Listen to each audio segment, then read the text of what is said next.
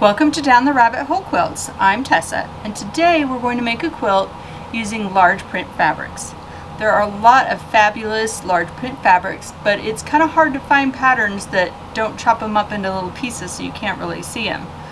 So I thought today we would make a quilt using one. Now this is the print I have chosen, and it is a flannel. I bought it by the bolt from Joann Fabrics because I loved it so much. So this will be my focal fabric, and then I have chosen some red as my background and numerous different grays and creams to be my accent fabrics. So let's get started cutting this out.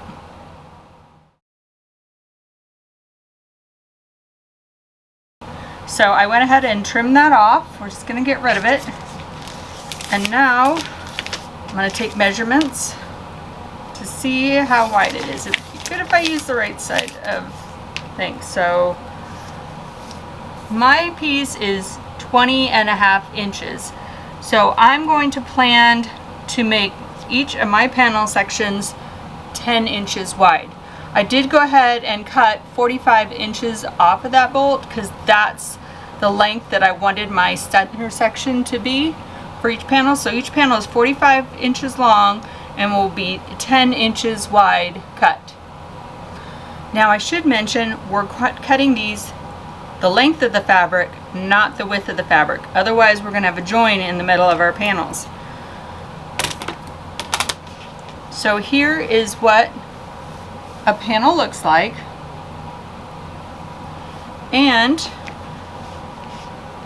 if you haven't had to cut fabric, length of fabric before instead of width, and you're thinking, well, how am I going to get 10-inch cuts because my ruler isn't that big, you can use 2 rulers to make up your 10-inch, unless you happen to have an actual 10-inch wide ruler. But you can set them like this and then cut along the line. So I've got 10 inches across total, 4 on this one, 6 on this one, and then I made my cuts and I just moved on down the line.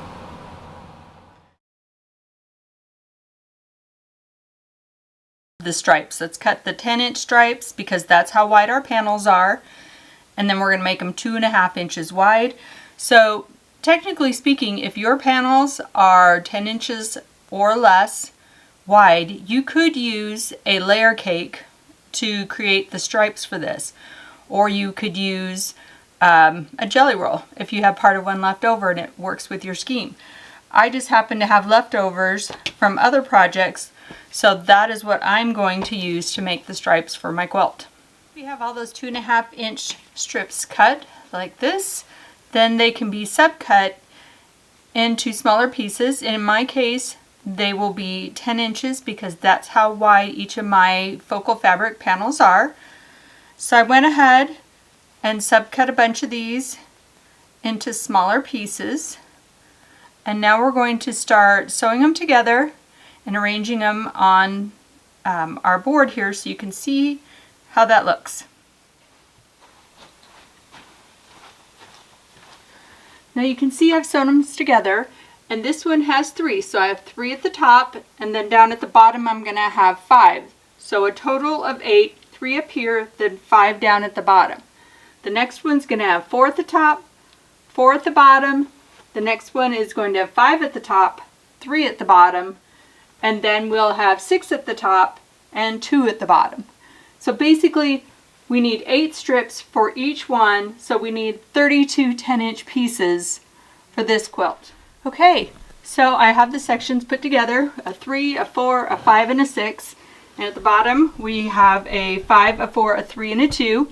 If you had wanted to add one more of the focal fabric strips, you could, and then you'd end up to 1 at the bottom down there, because remember we have 8 total. So 3 at the bottom, 5 at the top, 4 at the top, 4 at the bottom. Now we're going to go back in and start putting in the background fabric, and I've chosen a red, which will look amazing with it. So we're going to go ahead and we're going to start adding one more strip at the up here and down here to create these long panels. And then we're going to come back between those panels and add a 3-inch strip between them. So you can see how that red really is going to make it pop out. Now once again, these pieces, 2.5 by 10 inches, just like the ones you cut before. These background will be 3 inches, and you'll probably have to piece them together to go your full length, but whatever yours ends up coming out is how long you need it to be. So let me assemble that and we'll be back with you.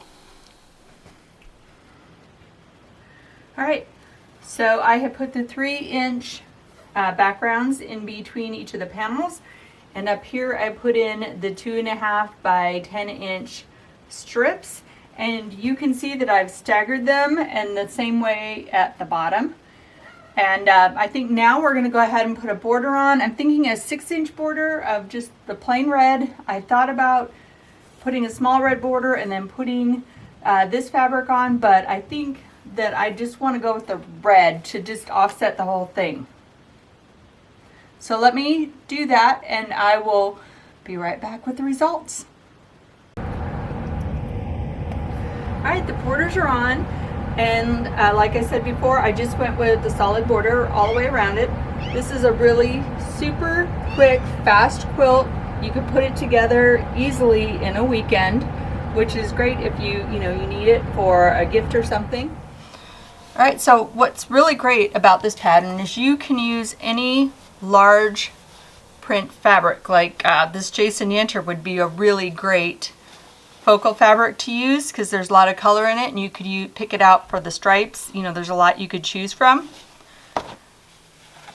Something like this is really huge. It's really hard to find a pattern where you can get that much of a large print in. So if you enjoyed watching the video on how to make this quilt, then like and subscribe, and we'll see you next time.